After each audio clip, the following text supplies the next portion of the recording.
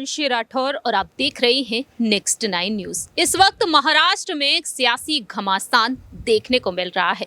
बीते लंबे वक्त से महाराष्ट्र में सियासी संकट गहराया हुआ है और ये सियासी संकट बिल्कुल भी थमने का नाम नहीं ले रहा है। वजह है अब शिवसेना का चुनाव चिन्ह धनुष बाण। जी हाँ, आखिरकार ये चुनाव चिन्ह किसे आवंटित किया जाएगा, इसका इंतजार सभी बेसब्री से कर रहे हैं। चुनाव आयोग इस पर अपना क्या फैसला सुनाता है। आखिरकार अब ये धनुष बाण जो चुनाव चिन्ह है वह एकनाथ शिंदे गुट को आवंटित किया जाएगा या फिर उद्धव ठाकरे को। फिलहाल देखा जाए सस्पेंस बरकरार है। 7 अक्टूबर के दिन दस्तावेज जमा कराए गए थे, तो वहीं आज 8 अक्टूबर के दोपहर तक का समय दिया गया है चुनाव आयोग की तरफ से। चुनाव आयोग के सामने उद्धव ठाकरे गुट और एकनाथ शिंदे गुट ने अपनी बात भी रखी है और शिंदे गुट ने यहाँ पर चुनाव चिन्ह भी मांगा है कि उन्होंने यहाँ पर अब बात कही है कि चुनाव चिन्ह उन्हें आवंटित किया जाए। लेकिन इसी बीच यहाँ पर तमाम राज भी खुल रहे हैं। एक बार फिर से हम बात करेंगे इस रिपोर्ट के जरिए कि सुप्रीम कोर्ट में 27 सितंबर के दिन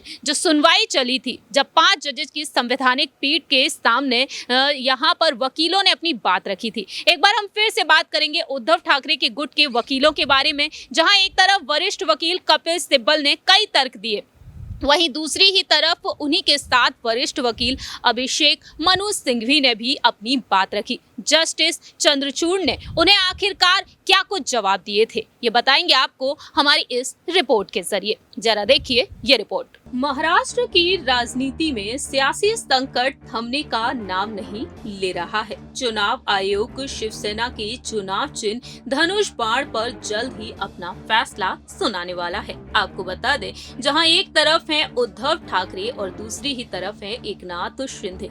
एकनाथ शिंदे गुट ने अंधेरी पूर्व विधानसभा उपचुनाव से पहले शिवसेना के चुनाव चिन्ह धनुष और तीर पर दावा किया है और इसके लिए वह चुनाव आयोग से मुलाकात भी कर चुके हैं। दरअसल शिंदे गुट ने आवेदन में अपनी बात रखी है, मांग की है धनुष और बाण का जो चिन्ह है उन्हें आवंटित किया जाए। वहीं इसी मामले में चुनाव आयोग ने उद्धव ठाकरे को अपना पक्ष रखने के लिए आज 8 अक्टूबर दोपहर 2 बजे तक का समय भी दे दिया है।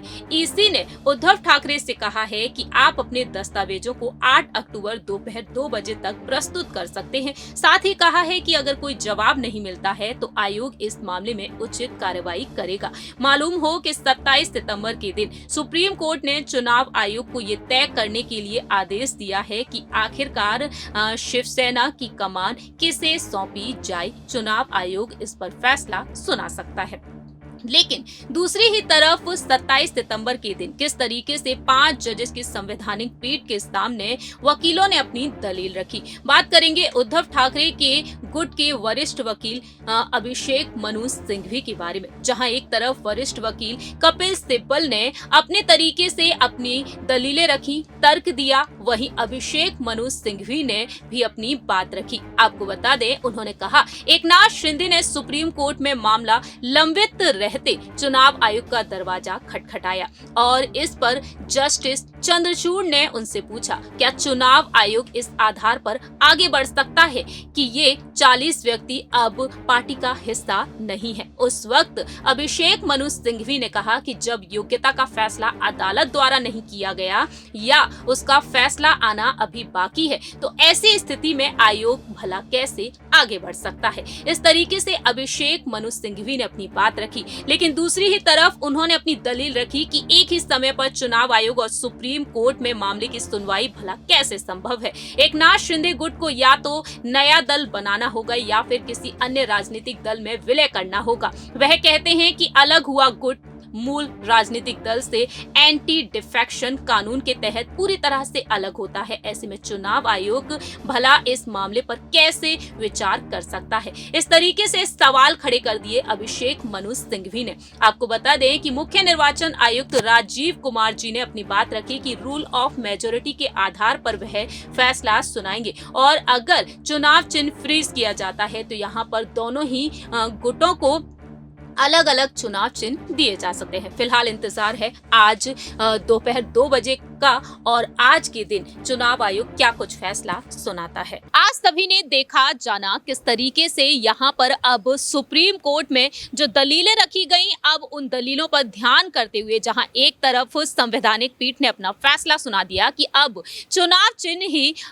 चिन्ह को लेकर अब चुनाव आयोग ही फैसला सुनाएगा कि आखिरकार ये चुनाव चिन्ह किसे आवंटित किया जाए, एकनाथ शिंदे गुट को या फिर उद्धव ठाकरे के गुट को। फिलहाल देखा जाए, इंतजार है कि आखिरकार ये फैसला किसके समर्थन में सुनाया जाएगा। फिलहाल लगातार तमाम बड़ी बड़ी अपडेट्स आ रही हैं और देखना दिलचस्प होगा जब 18 अक्टूबर के दिन सुप्रीम कोर्ट में सुनवाई होगी, तब 16 विधायकों की अयोग्यता पर क्या कुछ फैसला सुनाया जाएगा। हमारी इस रिपोर्ट में इतना ही। बाकी की तमाम अपडेट्स के लिए आप देखते रहिए नेक्स्ट 9 न्यूज़।